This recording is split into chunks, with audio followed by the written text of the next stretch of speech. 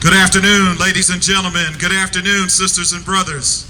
Good afternoon. Oh, come on, we can do better than that. Good afternoon.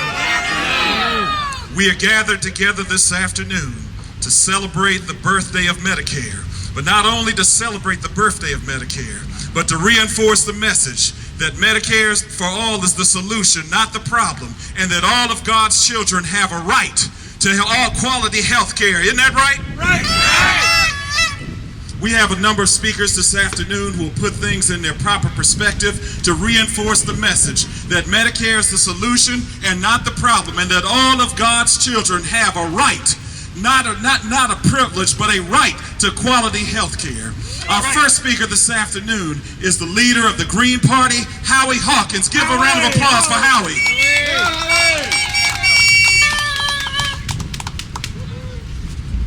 Well, as we gather, politicians seem ready to blow up the economy, and then they want to frame up and set up Medicare and Social Security and make them take the fall for the crime. The problem is Medicare and Social Security haven't contributed 1 penny to the federal deficit or debt. Every time we get a paycheck, we got that FICA Medicare and FICA for the Social Security. Those things have been fully funded. The deficit is due to unfunded tax cuts for the rich, unfunded wars fought on borrowed money, wars of choice, and a recession that has lowered the tax revenues. But they're sitting down there with a Tea Party wing acting like thugs and Democrats acting like punks. And they've accepted the whole argument of the Tea Party that Social Security and Medicare have to take the fall. That's politically stupid because the majority of people support Medicare and Medicaid. The polls show that. And it's morally bankrupt because people have a right to the benefits they paid for, Social Security and Medicare. The fact is Social Security has $2.6 trillion surplus, and they invested those in treasuries. And now these idiots in Washington are saying they might welch on that and not pay us back what we already paid for. And that's just sad as criminal. So we're here to say, no, you're not going to steal our benefits. And people may get discouraged, but I remind you, at the beginning of 1776, most Americans didn't think they were going to be for independence. By July, they declared it. At the beginning of the Civil War, most people didn't think it was about ending slavery. 2 years later, the Emancipation Proclamation was passed. A month before the Berlin Wall fell, the leader of East Germany said it's going to stay for 100 years after they had killed about the 200th person that tried to cross, and then it fell. So you don't know what's coming. We got to keep agitating and saying what we need. So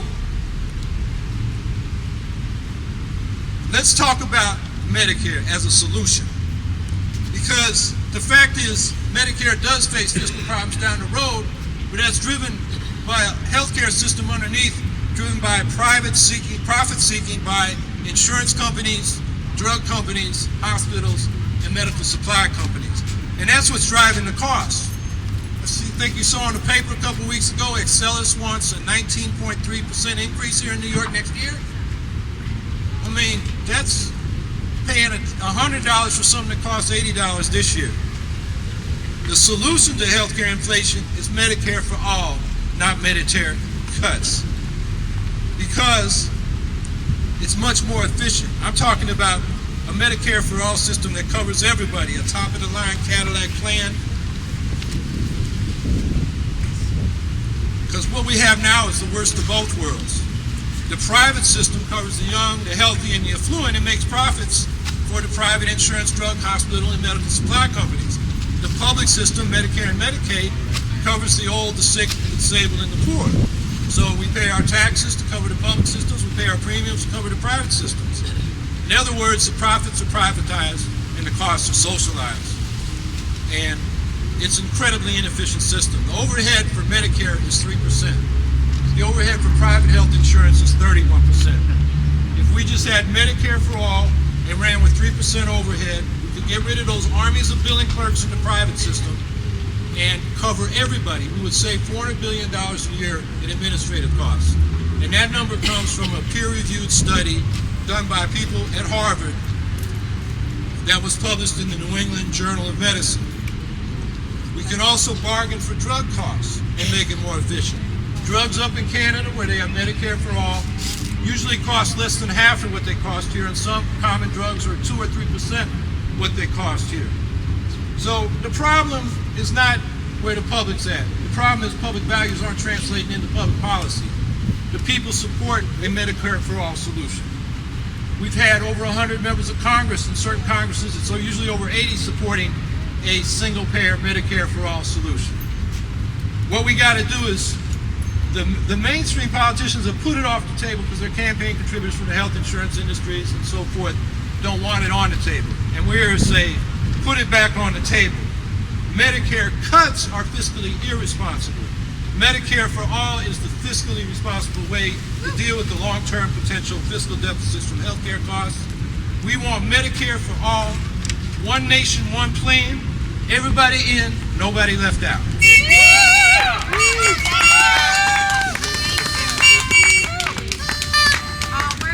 We got a chant coming? Isn't there a chant? Yeah. Who's leading the chants? Who's got one? Everybody in. That's all right. That's it. That's it right there. Everybody in, nobody out. Everybody in, nobody out. Everybody in, nobody out. Everybody in, nobody out. Everybody in, nobody out. Come on, get out of hand. Nobody out. Everybody in! Nobody out! All right, give Howie another hand for the facts and the framework. This time we'll hear from Bill Streeter of the Central New York Alliance for Retired Americans. Come on, give him a big hand. Thank you very much, Reverend. Happy birthday, Medicare! You are now 46 years old. And on Medicare's 46th birthday, I have a few questions for you, the people. As a middle-class worker, did you crash the stock market? No! As a middle-class worker, did you wipe out your fellow Americans' investments? No! As a middle-class worker, did you create a real estate bubble? No! A gas hike? No! A commodity bubble? No! As a middle-class worker, did you make record earnings and pay little or no taxes? No! If your answer is no, and I think it is, then why must you accept a slashing of Medicare? If you did not cause these problems, why must many of you who have paid into Medicare all your lives pay for the excesses and mistakes of others, especially those who are bailed out by your money? All right. If you look at Medicare, it has performed so well for its clients for 46 years. Medicare has kept seniors financially independent. Before Medicare, many seniors were forced to turn to their children and siblings to help to pay medical bills. Many had to rely on the charitable attitude of doctors and hospitals. Prior to 1965, almost half of older Americans had no health care coverage. And with medical bills that come with older age, this situation propelled many into poverty. In 1964, before Medicare's enactment, the poverty rate for older Americans was double the rate for those under 65. Since Medicare was adopted into law in 1965, virtually all seniors after age 65 now have health care. And the poverty rate for older Americans has fallen from approximately 33% in 1964 to 10% in 2011. A poverty rate that is now lower than the general population. Medicare is a big consumer bargain as well. An Urban Institute think tank study compared the amount of a typical worker's lifetime medical payroll taxes with the benefits that that worker would likely receive. A single person earning about $44,000 a year would pay out about $57,000 in Medicare taxes and receive about $167,000 in lifetime benefits. That's a bargain. And yet, even with those benefits, it is said that Medicare beneficiaries already pay an average of $5,500 each year out of their own pockets for their medical expenses. So they need Medicare. Now, there are some in our society who think that Medicare is too generous. They may be the same group that freely accepts government bailouts, tax loopholes, and cause the recent crisis for which we, the great middle class, must pay through the slashing of Medicare. Polls show, and Howie reinforced this, that Americans of all political stripes do not want to see Medicare slashed, not to deal with a deficit, not for tax cuts, for corporations, or for tax loopholes for the very wealthy. 40 million Americans depend on Medicare every month, 112,000 in the Syracuse area alone. And yes, Medicare can be made even more affordable and can be extended and strengthened through controlling general health care costs, preventive care, negotiating drug prices, cracking down on overbuilding, and preventing needless hospital readmissions. On this 46th anniversary of Medicare, should we sacrifice Medicare to continue tax cuts for the very wealthy? No! Should we sacrifice Medicare so that almost 40% of corporations can avoid income taxes? No! Should we sacrifice Medicare's senior citizens already facing dire health issues so that corporate jets fly untaxed? No! Or that oil companies get billions in subsidies? No! If your answer is no, and again I think your answer is no, then if you do one thing today, contact your congressional and senatorial representatives and even the president and ask them all to save Medicare and Social Security, by the way, and not diminish those programs for seniors and future generations. All of us, young, old, need security, health security in this case, more than ever. Save our security. Happy birthday, Medicare. May you have another successful 46 years. All right! Happy birthday, Medicare! Everybody in, nobody out. Everybody in, nobody out. Everybody in, nobody out. Everybody in, nobody out. Everybody in, nobody out. Everybody in, nobody out. Everybody in, nobody out. Everybody in, nobody out. All right. Give Bill another hand. Hey, Billy! Okay, who's up next? Our next speaker this afternoon is Sally Johnston of Disabled in Action of Greater Syracuse. Give her a hand as she comes. Hey, welcome.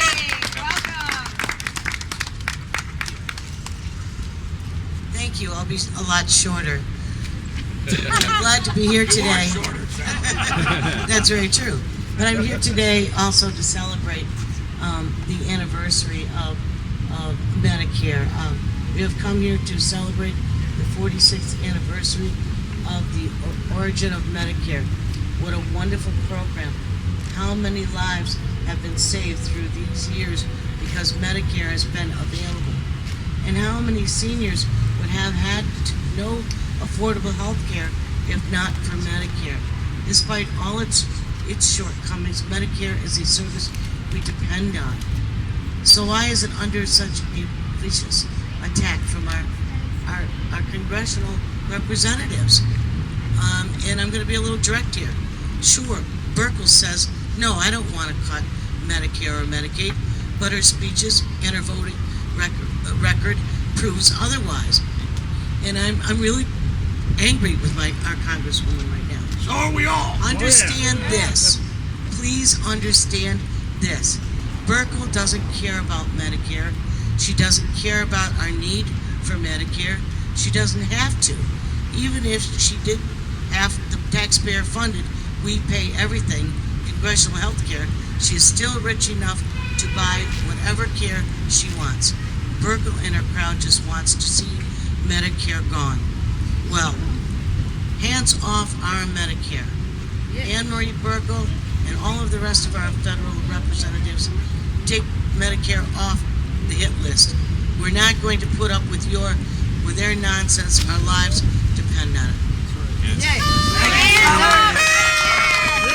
off Medicare! Hands off Medicare! Hands off Medicare! Hands off Medicare! Hands off Medicare! Hands off Medicare! Hands off Medicare! Hands off Medicare! Hands off Medicare! Hands off Medicare! Hands off Medicare! Hands off Medicare!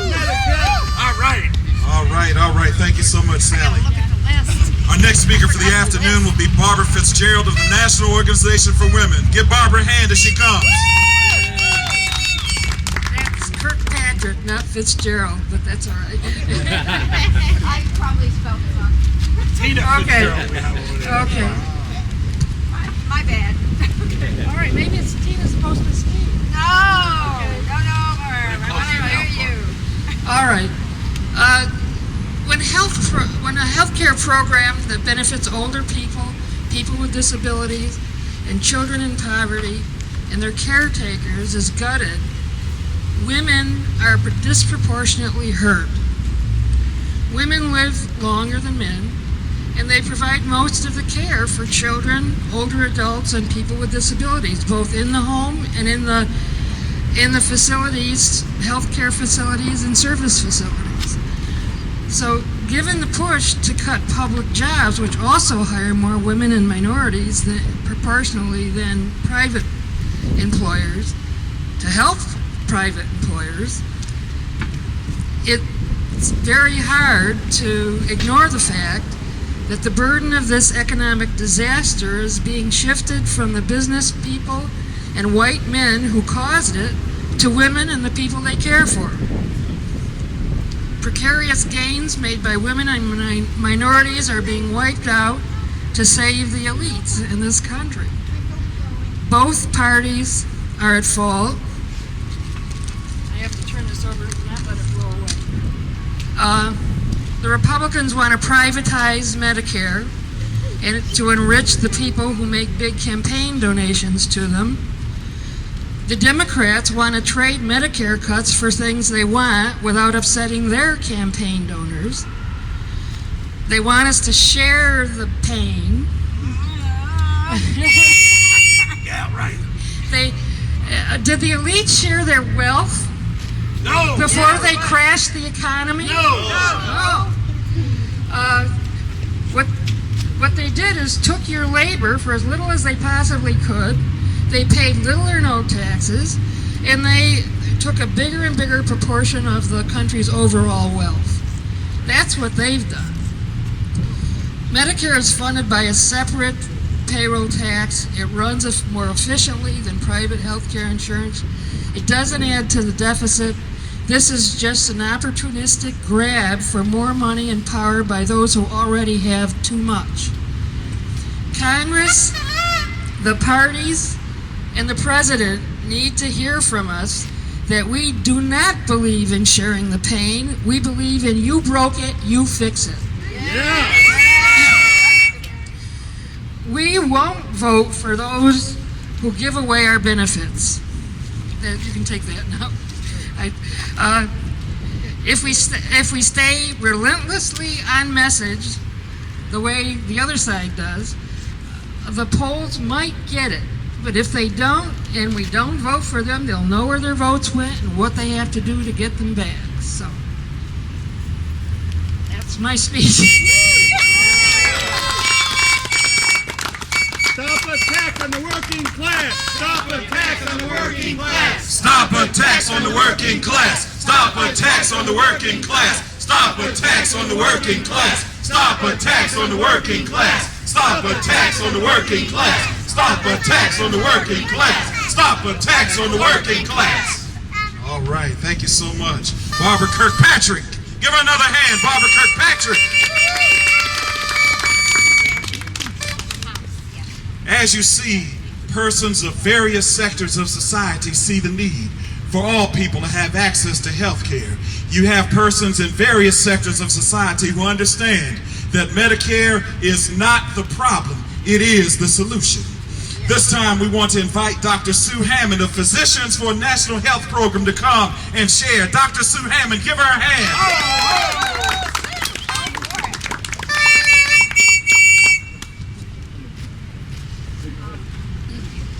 I try to use this venue in any venue I can get my hands on, frankly, to speak to medical professionals. We need to get medical professionals involved in this, and so one of the first things I'll do before I get into my spiel is I'm going to ask all of you, okay? I assume all of you have a physician in some way, shape, or form. A geriatrician, a cardiologist, an internist, a surgeon, a pediatrician, an OBGYN. All of you, when you see these people, okay, approach them. Tell them what you need. Tell them what we need. Tell them what they need to do to get us all what we need. So I'm appealing to all of you here today because I was frankly hoping to see some medical professionals here.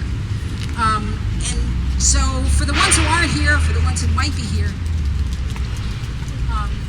as medical professionals, we thought that all we had to do to take care of our patients was to spend years in training to get our degrees, hours in direct care, and moments in between keeping track of the latest in our profession.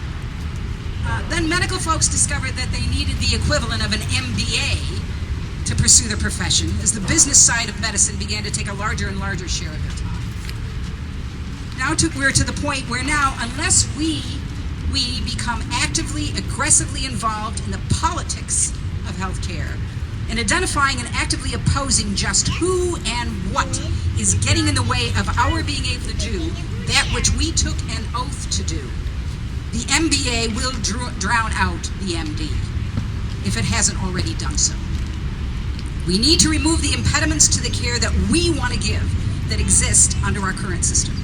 There are many, but one that quite obviously needs to be tackled is the multiple, competing, contradictory, endless, and time-consuming demands of insurance companies that suck too much out of the system and leave too little for the needs of healthcare. It's getting worse, and we know it. And today, what should be a celebration of the best system so far devised to simplify the delivery of care has become a plea to cease from dismantling it. There are many reasons why healthcare professionals do not openly involve themselves. The biggest reason given is lack of time, but there is much that can be done that involves little time.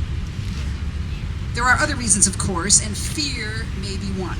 Confronting the insurance companies that currently provide the bread and butter is a daunting prospect. But there are ways to do that through the political process as well, and as a matter of fact, I would suggest the political process may be the only way to confront them.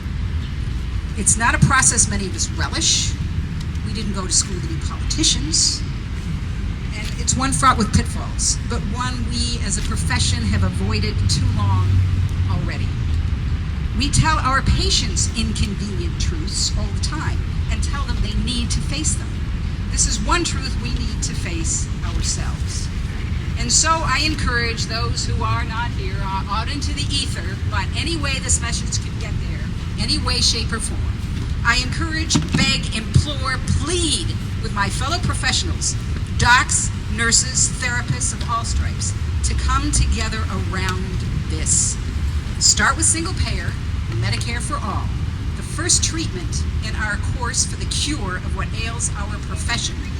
The life you save will be your own. Let this birthday be not Medicare's last, but the first of a bigger and better incarnation, and we need to be there, and we need to do it now.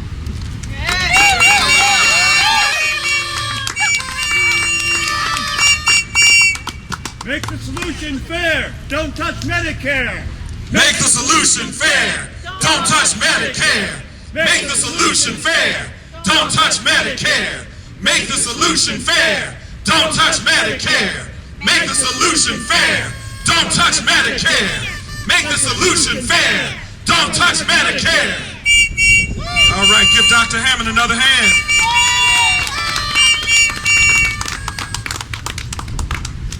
Our last speaker for the afternoon is Rebecca Fuentes of the Workers Center of Central New York. Give Rebecca a big hand.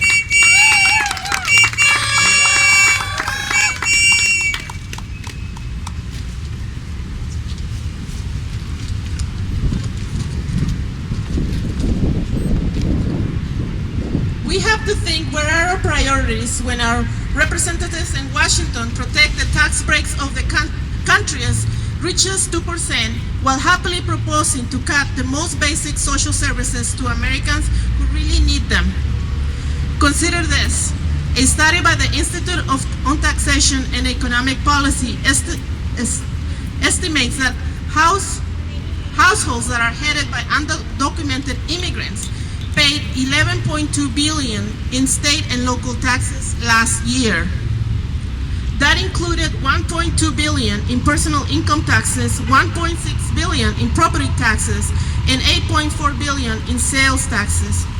Compare that to General Electric Corporation, which earned $14 billion last year and is reported to have paid nothing, nada, zero in taxes. Contrary to all myth about immigrants, and especially about undocumented immigrants, their work contributes enormously to the economy of this country. They do most of the lowest paying jobs, those jobs that offer, if they even offer, healthcare benefits that they cannot even afford. Healthcare has to be a human right. Do we care more about corporations that pay their CEO millionaire salaries so that they can buy their next summer house or new yacht? Or do we care about a basic right to healthcare? Healthcare for all, citizen, non-citizen, documented, undocumented. Healthcare for all, it is a human right. Thank you. All right.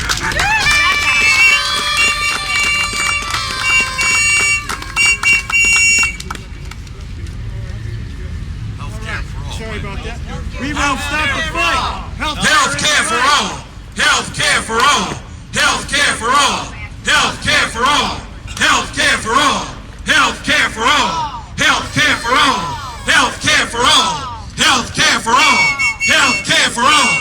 Healthcare for all. Healthcare for all. Healthcare for all. Healthcare for all. Healthcare for all. Healthcare for all. Let's give all of our speakers a round of applause. We won't stop the fight. Healthcare is a right. We won't stop the fight. Healthcare is a right. We won't stop the fight. Healthcare is a right. We won't stop the fight. Healthcare is a right. We won't stop the fight. Healthcare is a right. We won't stop the fight. Healthcare is a right. We won't stop the fight. Healthcare is a right. We won't stop the fight. Healthcare is a right. We won't stop the fight. Healthcare is a right. We won't stop the fight. Healthcare is a right. We won't stop the fight. Healthcare is a right. We won't stop the fight. Healthcare is a right. Come on, get out of hand. Hey, ho, ho.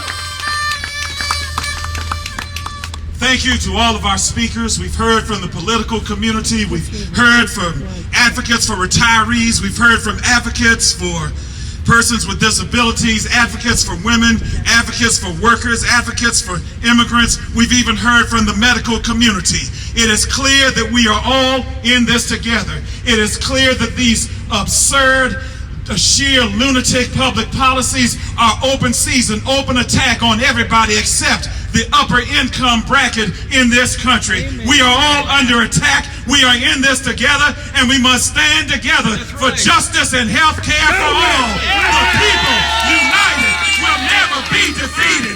The people united will never be defeated. The people united will never be defeated. The people united will never be defeated. The people united will never be defeated. The people united will never be defeated. The people united will never be defeated. The people united will never be defeated. Come on, get out of hand. We all have an opportunity to either be more involved or to become involved. If you're not signed up already, we have sign-up sheets for all of those who would like to become a part of the Central New York Solidarity Committee. We have sign-in sheets for the Solidarity Committee. The next Solidarity Committee meeting is Tuesday, August the 9th at 5:30 p.m. Tuesday, August the 9th at 5:30 p.m. And the communication network is very effective. We have a very long listserv. You will get electronic communication in a timely manner. We encourage you to become involved in the Solidarity Committee.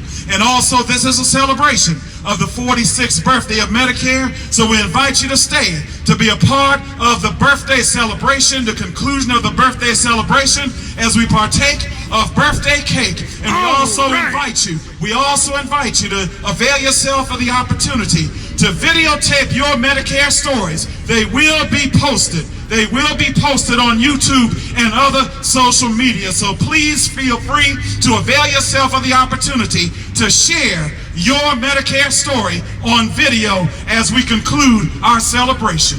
And now, as we prepare to conclude our celebration, let us join in singing Happy Birthday to Medicare. Happy birthday to you. Happy birthday to you. Happy birthday, dear Medicare. Happy birthday to you.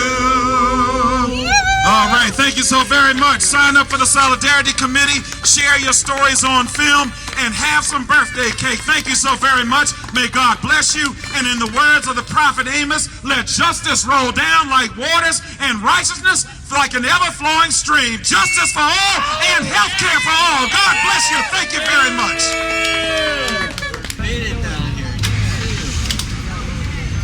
Sally, Tina, come on over here. All right, we're here to celebrate Medicare's 46th birthday, and we want to interview some people who should know a lot about Medicare and Medicaid. They are some of our finest young people and older people in the area, and they certainly know firsthand what this great program has done for them. And I'll let them introduce themselves and let them tell you a little bit about Medicare. Well, my name is Sally Johnston, and I'm the older one, Jerry. You're the older in the one. group, right? And I just retired from work after working 35 years, and just went on Social Security and Medicare. And there's a lot of fear that I have. I'm only working part-time. I don't have health insurance through my work anymore, so it's really going to be an issue if Medicare is slashed. The other thing is Medicaid. Medicaid people think about is just one group of people maybe on welfare or whatever. It serves children. It serves people with disabilities. It serves elderly people when they come to the point of needing long-term care.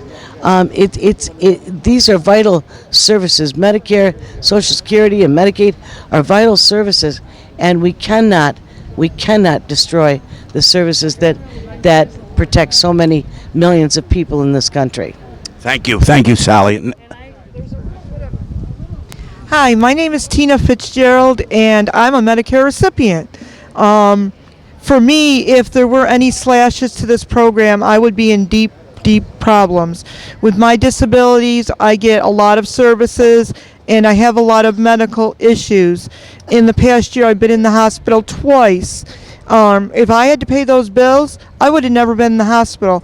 You would have found me dead at home, and that's what we're going to find. If they slash Medicare, elderly people, people with disabilities, people with kidney problems can get Medicare. They're all going to suffer with lack of care, and you're going to find people dying in their homes needlessly. Thank you, Tina. Hello, good afternoon. My name is Agnes Mcrae, and I'm going to come from a different point of view. I do get services, and I get Medicaid, but I am a parent of 3 children, and Medicaid has assisted me as well as other families to raise our children. Without the Medicaid, it's a twofold for me. I would be in a nursing home, which will cost more to the state, and my 3 children will be in nothing but foster care, which will also cost more to the state as well.